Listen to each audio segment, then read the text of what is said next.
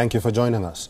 Now, in a bid to counter China's growing influence over the Indo-Pacific region, the United States, Britain and Australia have established a new security partnership. This involves helping Canberra acquire nuclear-powered submarines. In a three-way virtual announcement from each of their capitals, the leaders stressed that Australia will not be getting nuclear weapons, but rather using propulsion systems for the vessels to guard against future threats. Morrison said that the submarines will be built in Adelaide in close cooperation with United States and Britain, and that Australia will continue to meet all their nuclear non-proliferation obligations. Our world is becoming more complex, especially here in our region, the Indo-Pacific. This affects us all. The future of the Indo-Pacific will impact all our futures. To meet these challenges, to help deliver the security and stability our region needs, we must now take our partnership to a new level. A partnership that seeks to engage, not to exclude, to contribute, not take, and to enable and empower, not to control or coerce. And so, friends, AUKUS is born. A new enhanced trilateral security partnership between Australia, the United Kingdom and the United States. AUKUS, a partnership where our technology, our scientists, our industry, our defence forces are all working together to deliver a safer and more secure region that ultimately benefits all. With China's increasing military build-up in the Indo-Pacific region, Washington and its allies are looking to push back against Beijing's growing power and influence. None of the three leaders, however, mentioned China, and U.S. officials say that that move was not aimed at countering Beijing. Biden, however, in his speech said that the new trilateral partnership was to address current environmental issues in the region. Today, we're taking another historic step to deepen and formalize cooperation among all three of our nations, because we all recognize the imperative of ensuring peace and stability in the Indo-Pacific over the long term. We need to be able to address both the current strategic environment in the region and how it may evolve, because the future of each of our nations, and indeed the world, depends on a free and open Indo-Pacific enduring and flourishing in the decades ahead. Australia also announced that it would acquire long-range U.S. Tomahawk cruise missiles for the first time, further strengthening its military defenses.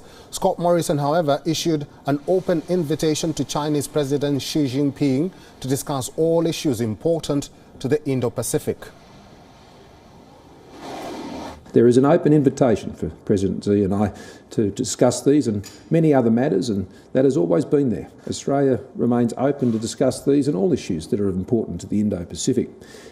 I believe and I hope we would both share the same objective of a peaceful Indo-Pacific where the sovereignty and independence of nations is understood and respected, and that enables their own citizens to flourish.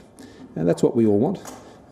It is not an uncommon thing for countries to take decisions in their own strategic interests and to build up their defence capabilities.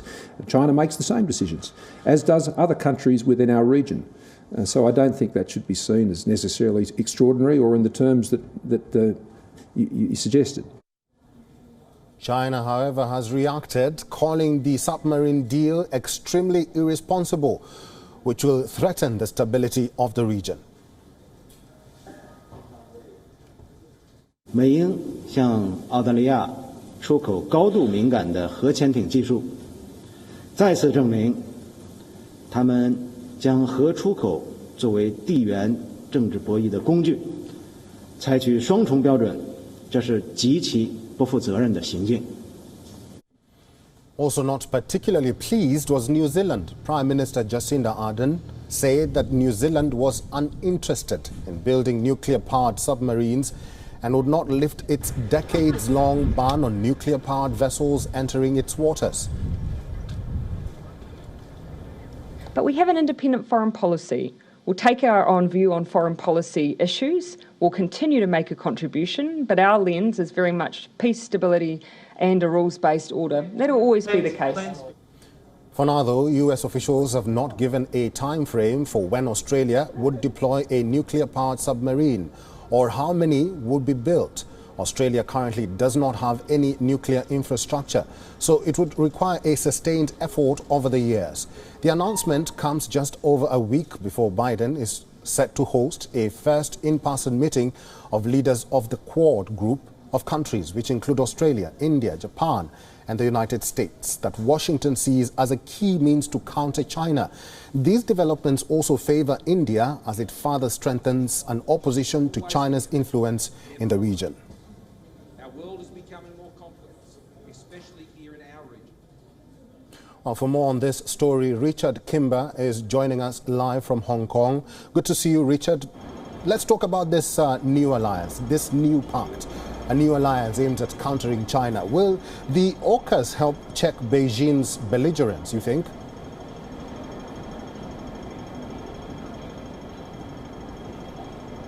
Well, certainly the Chinese Foreign Ministry is saying no to that. It's actually making it worse and likely to become more belligerent. You heard just there earlier from Zhao Lijian, the Chinese Foreign Ministry spokesman. He was saying that he thinks this is irresponsible. He said that this is a Cold War mentality that Washington is adapting, and it's using ideological prejudice, he said, to basically try and corral its allies in this part of the world against Beijing. And he says that will backfire not just on Washington, but also on those allies. He specifically said that with regards to Australia, it's making a misstep by getting into bed with the US in this issue, and that it may well affect all forms of relationship between China and Australia, both on trade and, of course, potentially, if things ever came to that, on a military level too. But Beijing has been extremely dismissive of this pact, saying that it's warmongering effectively without actually waging a war.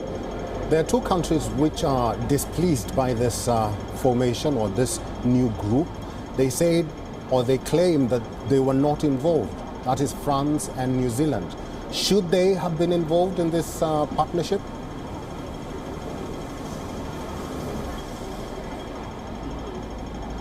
Well, there are certainly frustrations from France's point of view. Of course, it was looking forward to a very lucrative deal with Australia to build many of those same technologies that have now effectively been taken away from it. As for New Zealand, the key thing here is that New Zealand and Canada were both part of the BRICS alliance that was actually a five-nation, Five Eyes partnership that was basically keeping watch on China. Neither of them were involved in this at all, so they feel somewhat left out too.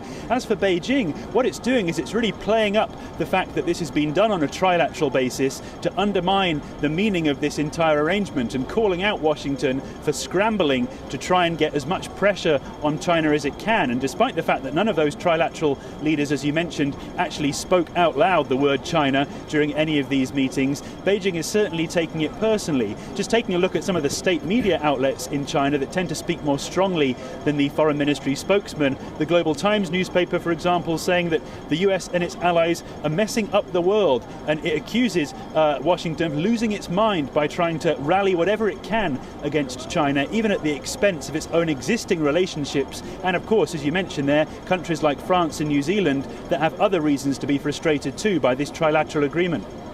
Richard, finally, also the new development puts the focus on Quad. Their leaders are due to meet this month. Do you think the Indo-Pacific region seems to be heating up?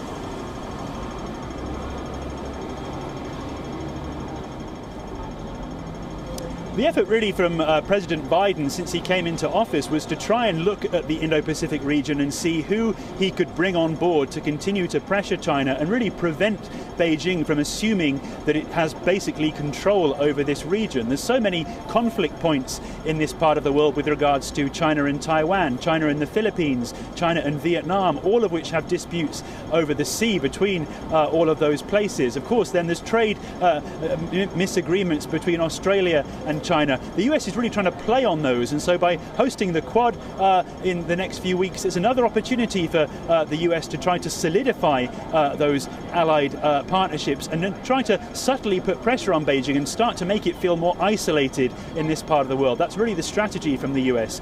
China, on the other hand, just dismissing all of this, as I say, as